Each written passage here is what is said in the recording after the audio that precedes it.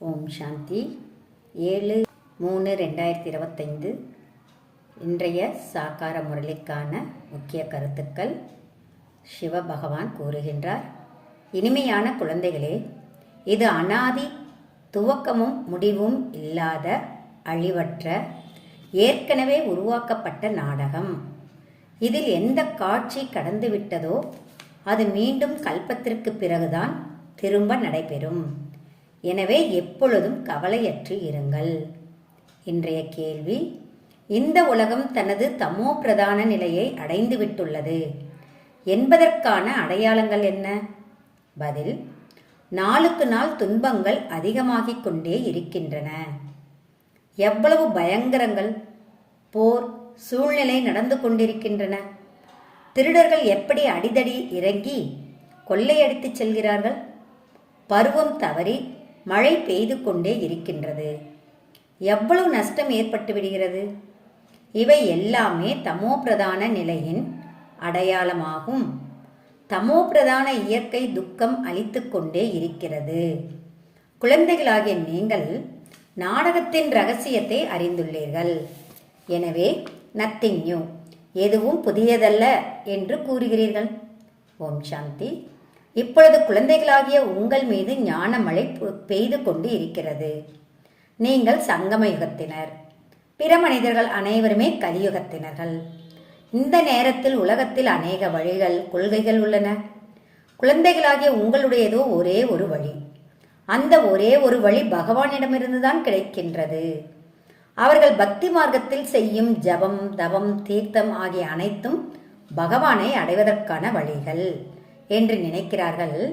பக்திக்கு பின்னால் தான் பகவான் கிடைப்பார் என்றும் கூறுகிறார்கள்.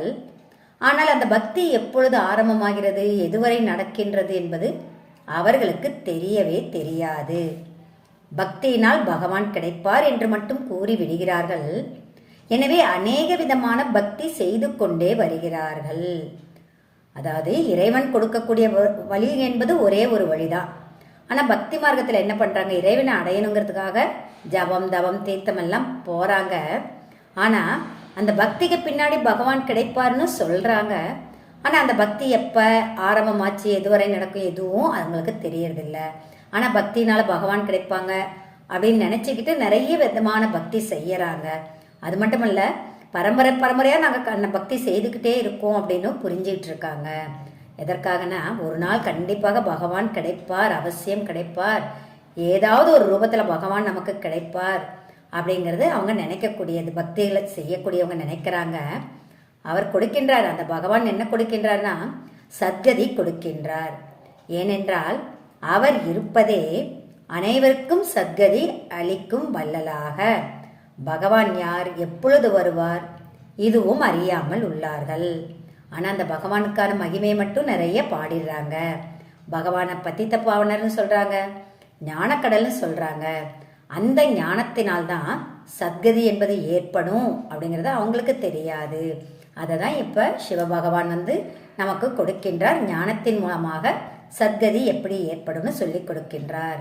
பகவான் என்பவர் நிராகாரமானவர்னு நினைக்கிறாங்க. எப்படி ஆத்மாக்கள் நாம் கூட நிராகாரமானவர்கள், பின்னால் சரீரத்தை எடுக்கின்றோம். ஆத்மாக்களாகிய நாம் கூட எங்கே வசித்தோம்னா பாபா கூட, அதாவது தந்தையுடன் கூட பரந்தாமத்தில் வசிக்கக்கூடியவர்கள். இந்த உலகத்தில் வசிப்பவர்கள் நாம் அல்ல. எங்கு வசிப்பவர்களாவோம் எதுவும் அவங்களுக்கு தெரியறது இல்லை.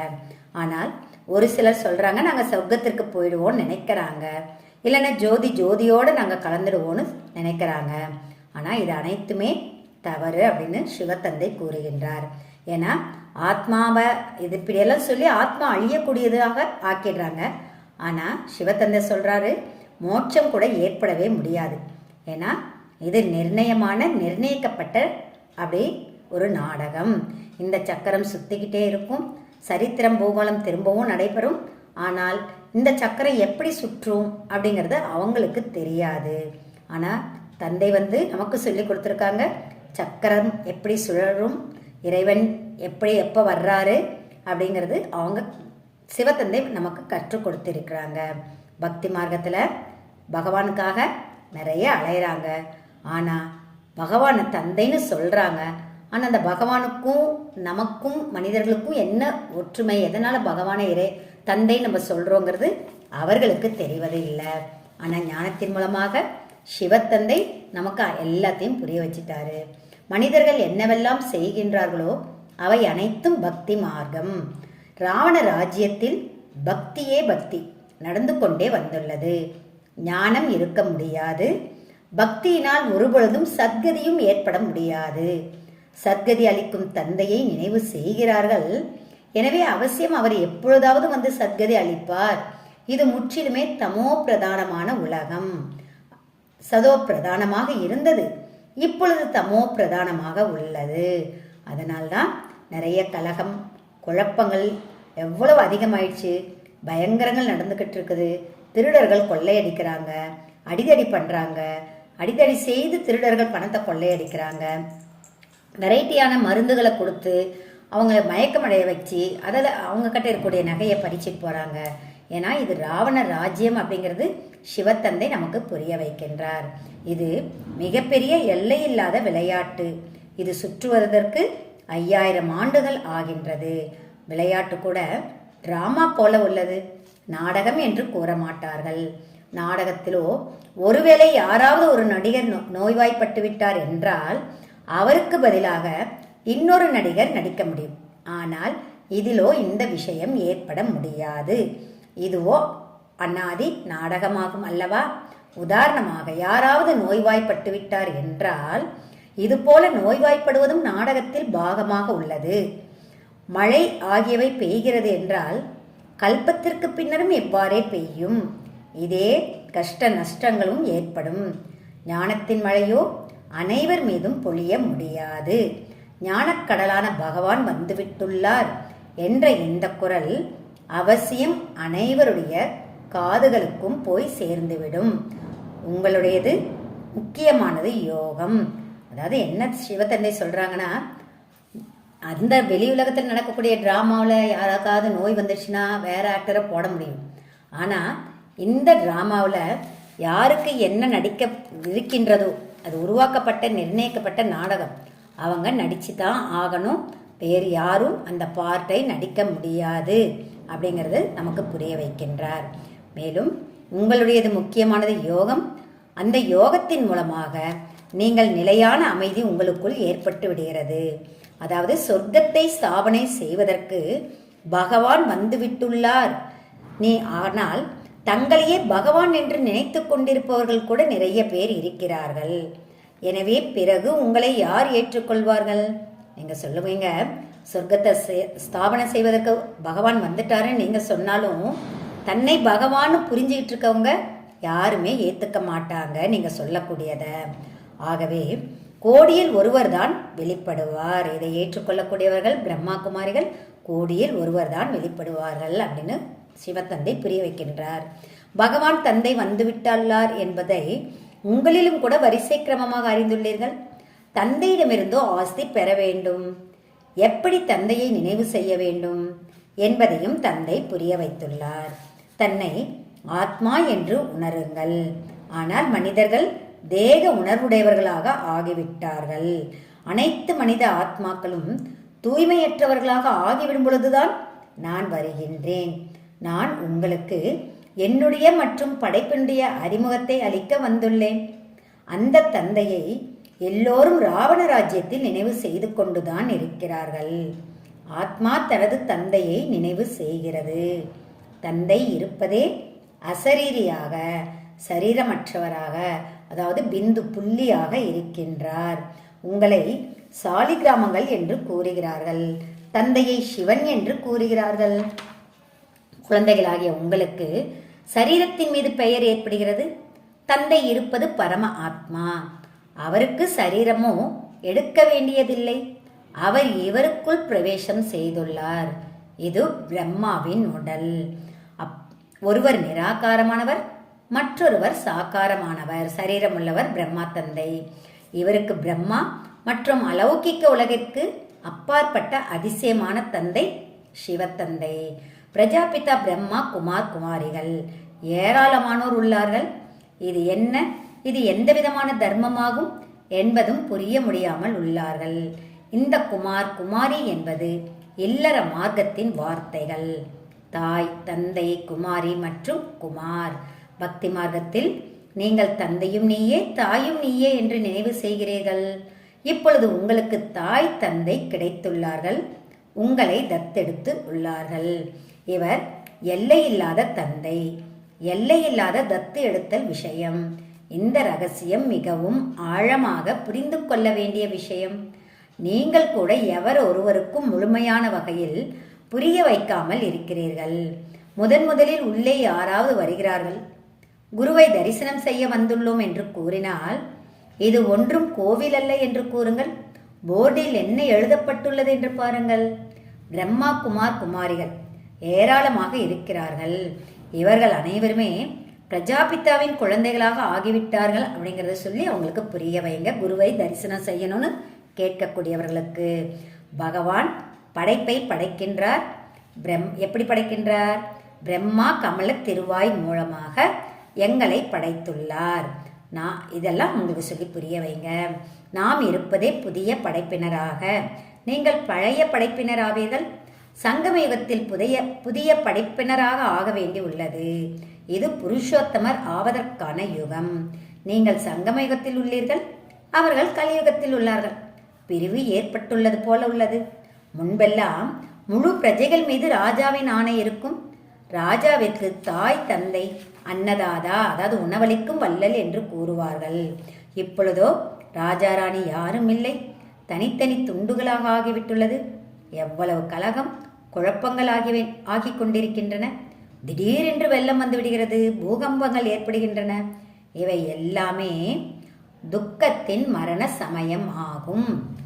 நாம் அனைவரும் நமக்குள் சகோதரா சகோதரிகள் ஆவோம் என்பதை இப்பொழுது பிராமணர்களாகிய நீங்கள் புரிந்துள்ளீர்கள்.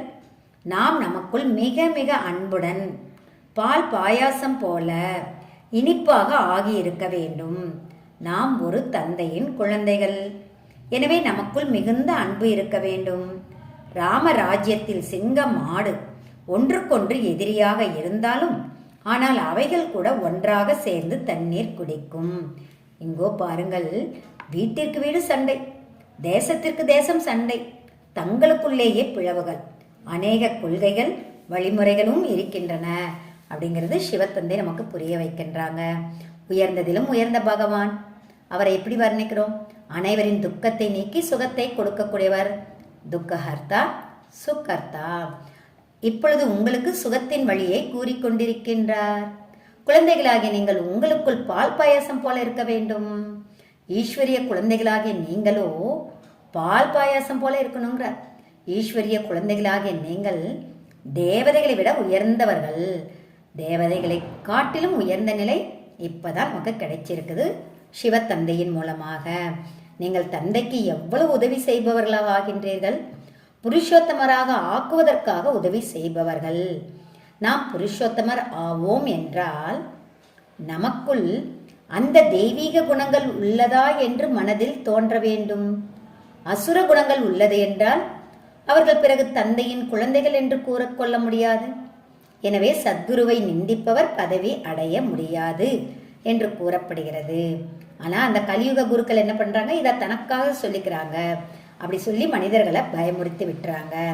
யார் பாபாவின் தந்தையின் பெயரை பிரபலமடைய செய்யறாங்களோ அவங்க பால் பாயாசம் போல ஆகியிருக்கிறாங்க. அவர்கள் தான் நல்ல குழந்தைகள் அப்படின்னு சிவத்தந்தை சொல்றாங்க. இறைவன் மோஸ்ட் லவ்லி, அதாவது மிகவும் அன்பானவர். அதனால் தானே அவரை எல்லோரும் நினைவு செய்கிறார்கள். இறைவன் ரொம்ப மிக மிக அன்பானவர். அதனால்தான் எல்லாரும் இறைவனை நினைவு செய்யறாங்க. அதே போல